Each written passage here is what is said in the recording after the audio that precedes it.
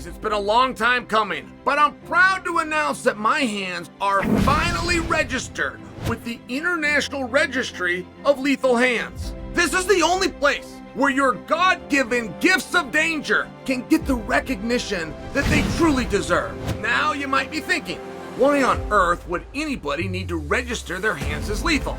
Let me break it down for you. There are those among us whose hands are so downright dangerous, they need to be documented. Registration is a moral responsibility, and it's a vote for the greater good of humanity.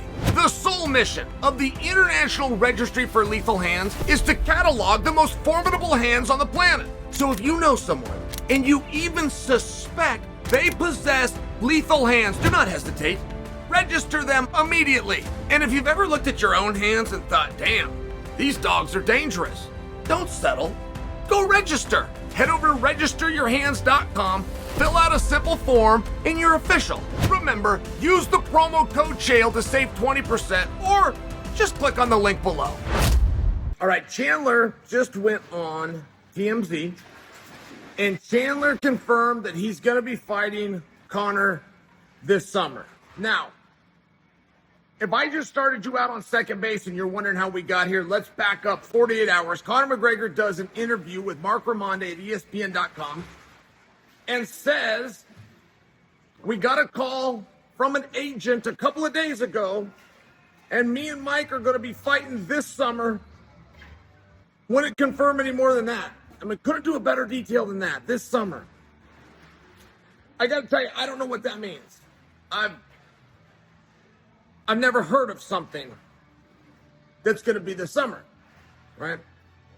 There's an old joke that guys like to use. That these guys are dorks and they're also single, but they like to use a joke. Oh, yeah, I'm going to get married. Oh, when are you getting married? I'm getting married in May. Oh, May what? May the day never come. I mean, right, it's one of these things which I'm fighting this summer kind of feels like. Fighting in the summer of... what? Right? I mean, I'm not calling BS on the story. By the way, I believe the story to a degree, but I'm forced to come into this with a healthy skepticism based on the fact that the two guys saying that they're doing the fight are the same two guys who have incorrectly told us that they're doing the fight. From a journalistic standpoint, and I'm not a journalist, but from a journalistic standpoint, I could come to you guys, hold my head high, confirm that the fight is happening, and when asked to cite my source, I could use the principal, not just Conor McGregor. I could use Michael Chandler. I would have a confirmation from the two principals, which from a journalistic standpoint means I could come out and just say the fight is happening. But even having the confirmation from these two guys doesn't mean the fight's going to happen. I mean, since when has the UFC ever booked a fight for summer? And Chandler came out and he was just backing up Conor's story. Conor's the one that went first. Conor revealed this to Raimondi. And it was a little bit of an odd reveal for two reasons. First, Conor said that a couple of days prior, they'd gotten a call from an agent. I don't know what that means. Now, that doesn't mean it didn't happen just because I don't know. I don't know what an agent, I don't know what that means. He didn't say from my agent or from my manager. He said, agent, as though that was from the UFC's side, which that chain of communication would be unusual. All right, fine. Conor then added in that same piece that they didn't have a weight class. So, again, I don't know of a time that a fight of that magnitude has been booked but not assigned a date and is absent a weight class. That doesn't mean it can't happen. I'm telling you that I don't know of a time. So I'm storing that away.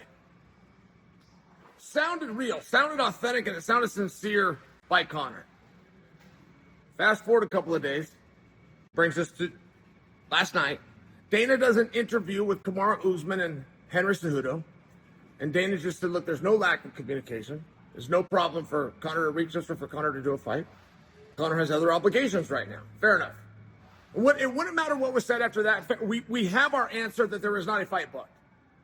You then have Michael Chandler today go to TMZ and tell TMZ, I can confirm for you there is a fight. It's this summer. I cannot confirm for you the date. Now, yes and no. Could I see that happening? Yes and no. The UFC very much, if they wanted to do their own reveal, would tell the boys, don't say anything. That's true. But if they were planning their own reveal, Dana would not have denied it. Just so you understand. If Dana got asked that question, he would have said, yeah, well, we're going to this summer. Yeah, it's going to be the main event. Yeah, it's getting placed over here. He would have had a very specific. So if Conor's saying yes, Dana's saying it's not done. You have Chandler confirming that it is done, but he can't confirm a date. I mean, I'm just jumping around because what are we to guess? What are we to hypothesize? If I'm in Michael Chandler's spot and I hear my opponent, who's the one holding up the fight, tell the world that, yeah, we're going to do the fight this summer, I very much would believe him. I very much would come out and tell TMZ, yeah, we're going to do the fight this summer. And if you question Chandler, well, where did you get that? He could very easily say, I got it at ESPN. They'd say ESPN confirmed it. Well, ESPN didn't confirm it, but Conor was on the channel. I mean, right, you'd have really good sources. You'd have really good reason to say this. That's the yes part. The no part is the UFC would not tell you, keep this a secret. We're going to do a reveal. Oh, by the way, let the world know that it's happening and that it's coming. The reveal will be the date. It's just not done that way. It's just not done that way. So I don't know what to make of it. I don't know. I can't seem to get around when Conor said, I just found out a couple of days ago we got a call from an agent and it's on for this summer. I can't get around that. My biggest problem with that is I just found out. I just found out we got a call days ago from an agent. I mean, it would seem like Conor would be the first to know. Conor would have to say yes before the agent. It didn't sound right. I also don't know what an agent is, but again, I admit I don't have to know. I don't have to know. Different terms nowadays, perhaps. So, are these guys fighting this summer? Right? Are these guys fighting this summer? The reason I have an interest in this is not for the fight, by the way. I mean, just so you understand, like the reason I keep coming back to this, if you guys follow the channel, Chael sure talks a lot about Conor and Chandler and his skepticism on whether they have a fight. The reason I'm coming back to it isn't because I want to see them fight any more than you do. I get it. That's not a big fight. Like, I'm not trying to pretend for you that it is. I'm studying it from a completely different perspective, which is each time that they cry wolf, this fight gets smaller. And this fight didn't start hot. This fight was two guys coming off losses by finish to the same guy who is now a co-main eventer. I mean, not for nothing. Like, this wasn't a big fight. But then you have the Ultimate Fighter, which is a massive vehicle. You never know when Conor's last fight's going to be, and he is still the biggest star. Like, there is some interest points on this. We're going to have to find them. And then you got these guys like me that are skilled in that job to get a fire behind it, light it up, and come and tell you guys why you should care. But each time they cry wolf, it makes you care less. It doesn't add to it. Like, there's not an added anticipation and speculation because we continue to see headlines. To put this in perspective for you, when Conor came out and made the claim to Mark Raimondi at ESPN, where I work, when I saw this, which was right away, it was 3 down at bloodyelbow.com. Now, we are not in a red-hot news cycle this week. I mean, just so you understand.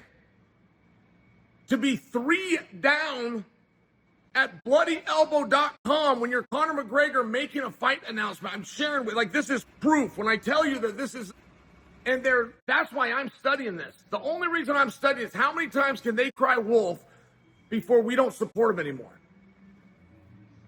Nobody asked for this fight in the first place. This is just a fight that we understand. A deal was made, a bargain was reached. We expect this fight, make no mistake. Can they keep crying wolf? When you're third from the top at bloodyelbow.com, I mean, I just got to tell you, when your news is third from the top, 40 minutes after you put it out on a dirt sheet, you got problems. And part of those problems is coming from the fact that they keep on crying wolf.